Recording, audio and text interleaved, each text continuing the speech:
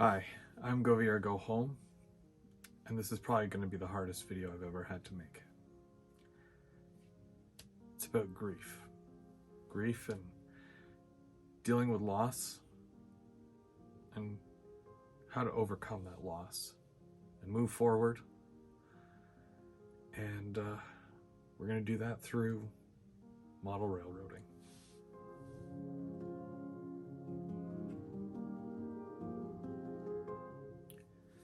We often hear about the 5 stages of grieving, but I know that grief is not a one-size-fits-all feeling.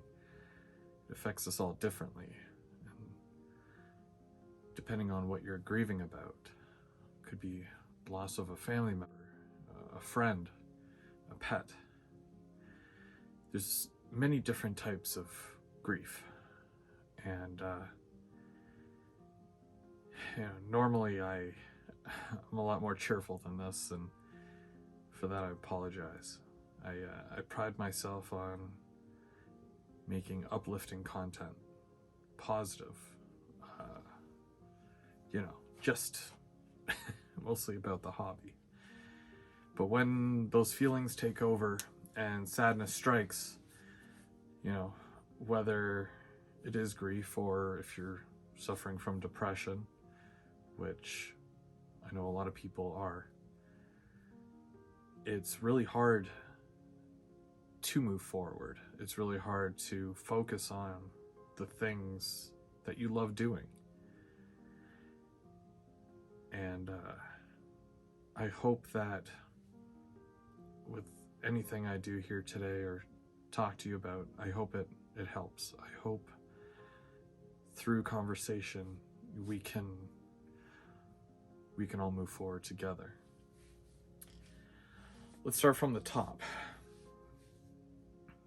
Back in 2010, the day before my 25th birthday, I went to the animal shelter. They had a whole litter of kittens, and I picked her out of the whole lot, and I didn't even know she was a girl. My eyes just, were drawn to her, and I think there was at least 5 or 6 other kittens as well, and they were only about 3 months old. And when I found out she was a girl, I named her Alexis. Alexis is named after one of my favorite bands of all time, Alexis on Fire. I've listened to them as far back as I remember, and it's always been music that's resonated with me, and I've always really enjoyed it. Even to this day, I can still put on any of their albums and still listen.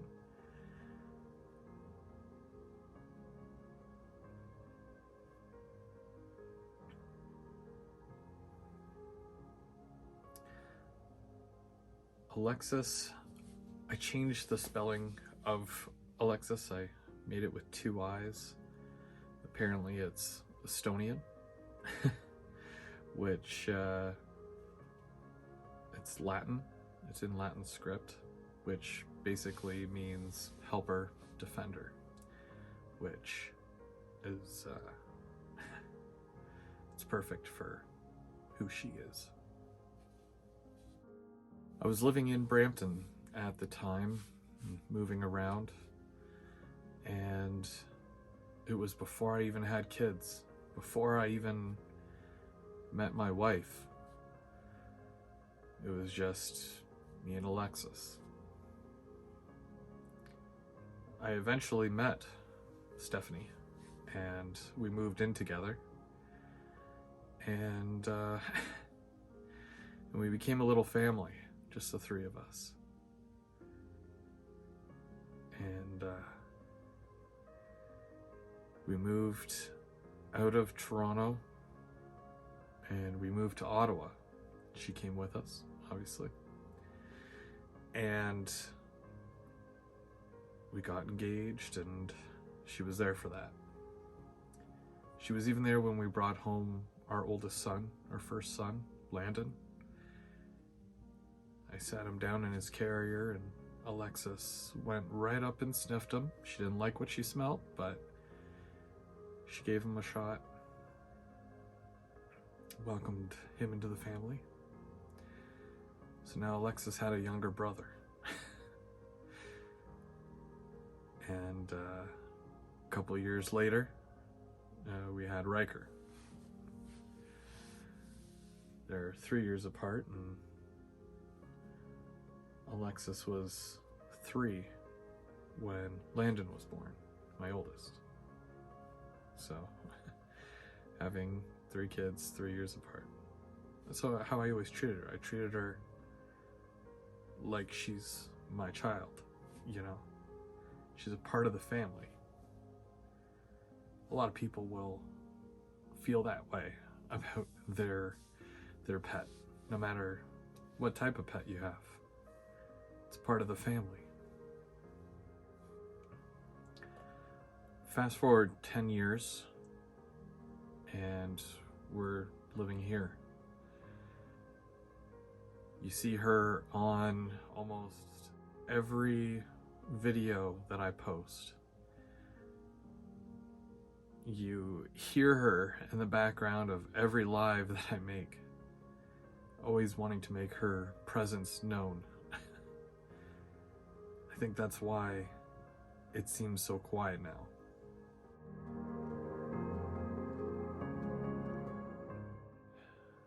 I wanted to do a project involving model railroading. And one thing I often see or have seen is memorial graffiti on walls. Usually it's a portrait of somebody who's passed, someone well known in the community, somebody, friends of the artist, possibly, somebody important.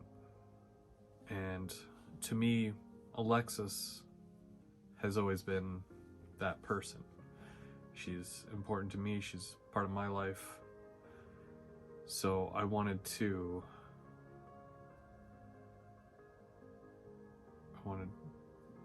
keep her with me and keep her in the train room forever. And what I thought was, okay, I'll take a car and I'll do a memorial piece on a car. Now, I don't know if you've ever tried drawing a black cat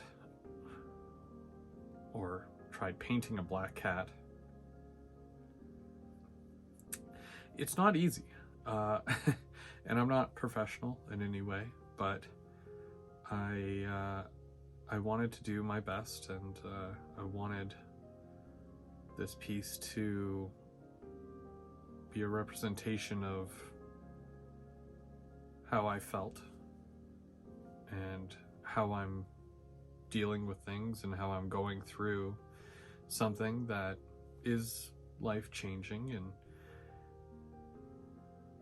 I wanted to capture this moment in time in a piece that I can look back and remember her.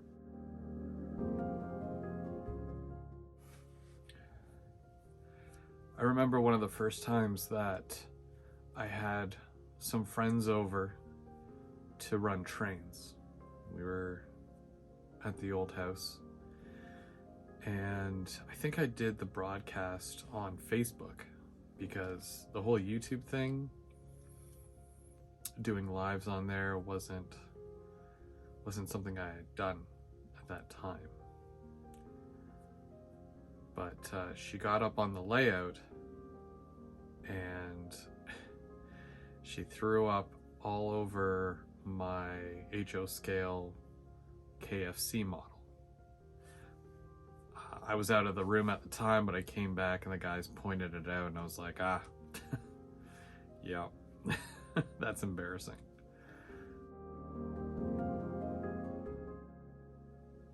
I noticed it at the very beginning of October, during the long weekend, that she just stopped eating. She was still drinking quite a bit of water, but eventually that stopped too. She would lay by her bowl or sleep under my display case down the hall, right by her food bowl. And her food wouldn't move. So I knew right away something was wrong. She wasn't being her normal self. She wasn't hanging out with me like she normally would. So, because it was a long weekend, we had to wait till Tuesday the 3rd to get her into the vet, to get her checked out. Those were the longest 3 days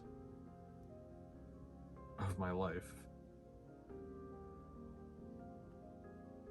A big part of me knew, I knew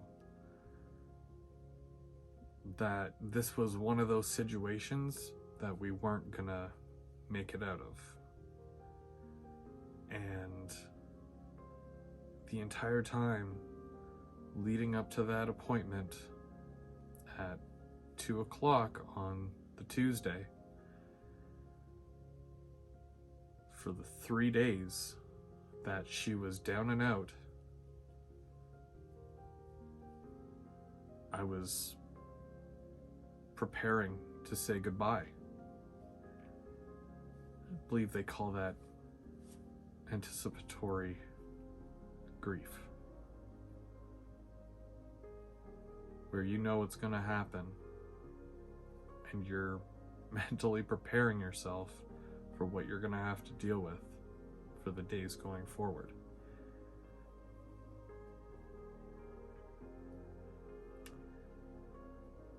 We got her to the vet and they checked her out. At this point, she could barely stand. She was so weak.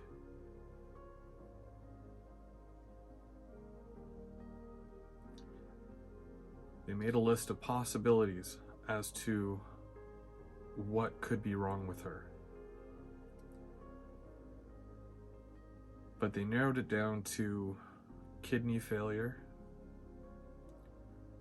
or almost like a heart failure, only her heart hasn't failed. She has a murmur, which she's had since she was a kitten, and she's never let that bother her.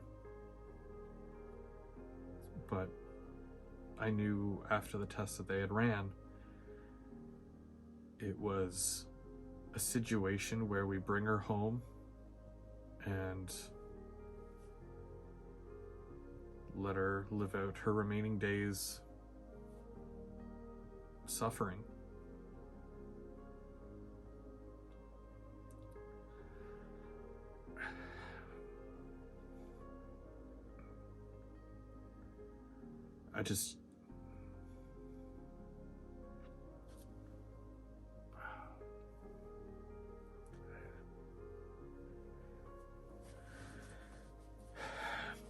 I didn't want her to suffer.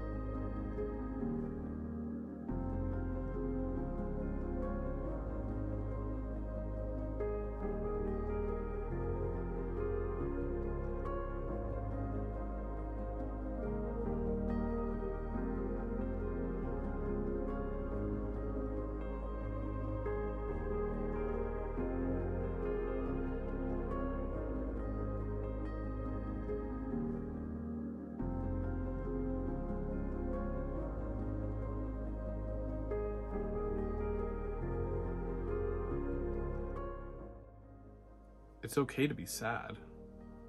It's okay to think about things from your past and feel sad. When you love someone, that love doesn't die. I took a photo that a friend of mine actually took of her the day after I brought her home.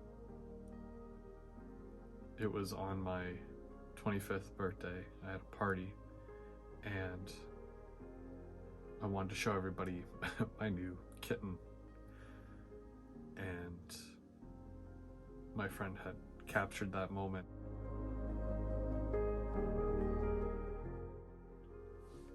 Give yourself time to grieve.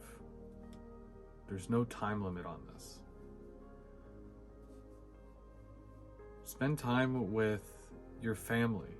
Spend time with your friends, your pets, with people that you trust and love. They're there for you. They understand what you're going through, and they want nothing but the best for you.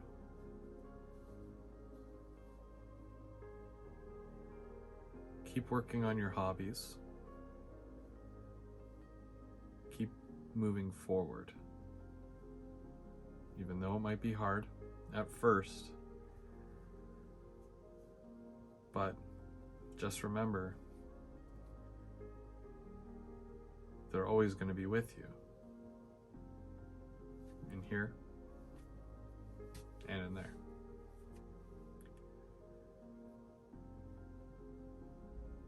I'm Go Via or Go Home. Thank you so much for watching. And we'll see you real soon.